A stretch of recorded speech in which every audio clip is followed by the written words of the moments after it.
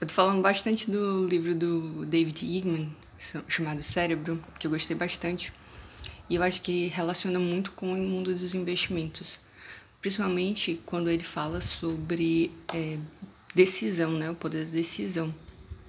Porque muitas coisas do nosso cérebro a gente faz no automático, né? O cérebro é muito bom nisso.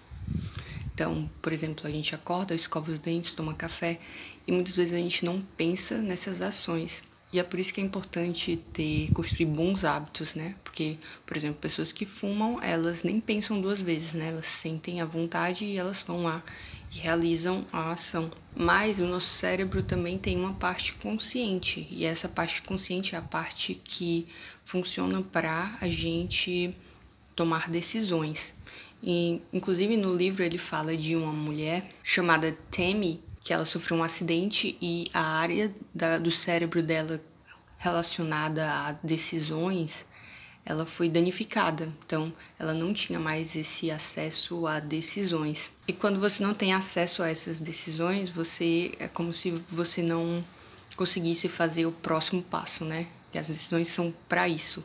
A gente vai a maioria do tempo no automático e a gente toma a decisão para fazer uma outra coisa. Então, segundo ele, no livro, a Tammy, ela tinha dias que ela passava o dia todo no sofá, porque mesmo com fome, com sede, como ela não tinha essa habilidade de fazer a decisão, né, tomar decisões, ela ficava meio que imóvel.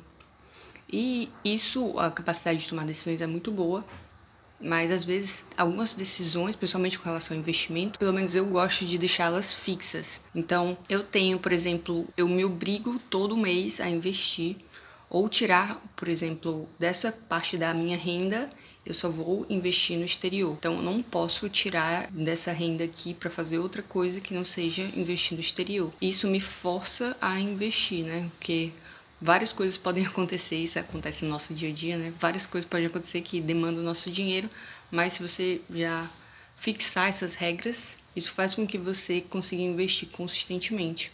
Ele fala também no livro, o David Eagleman, que existe um chamado contrato de Ulisses, né? Ulisses é um personagem mitológico, né, do livro de Homero, e o nome é contrato de Ulisses porque quando ele estava navegando com os homens dele, e ele ia passar por um local que havia muitas sereias, né? Um tipo de monstro sereia que encantava os marinheiros com a voz delas, né? As vozes delas eram muito sedutoras. E ele disse que ele sabia que ele não ia conseguir resistir à voz delas. E por isso ele pediu para que os marinheiros, né, que estavam no barco com eles, colocassem cera no ouvido para eles não conseguirem ouvir e seguir em frente. E como ele era o capitão do navio, né, ele pediu para que eles amarrassem ele no mastro para que ele conseguisse guiar o navio e não pudesse ser atraído pelas sereias lá porque ele estava amarrado. Então é por isso que existe o contrato de Ulisses, porque é um contrato feito previamente, porque você sabe que você vai cair em tentação lá por algum motivo, então você se resguarda antes disso acontecer. O contrato de Ulisses, que seria um contrato que as pessoas fazem social ou que até prejudiquem elas de algum jeito caso elas não façam aquilo que elas devem fazer. Então ele cita que é muito mais fácil você ir para a academia, por exemplo, quando você tem outra pessoa, um grupo de pessoas, porque tem aquele contrato social, né? Aquelas pessoas estão contando com você tecnicamente para acompanhar elas. E tem pessoas até que, inclusive tem sites americanos que a pessoa coloca um objetivo lá. Se ela não fizer aquele objetivo, ela vai ter que pagar um dinheiro por causa dessa falta de compromisso. Então é uma maneira da pessoa se prejudicar caso ela não faça o que ela deve fazer, né?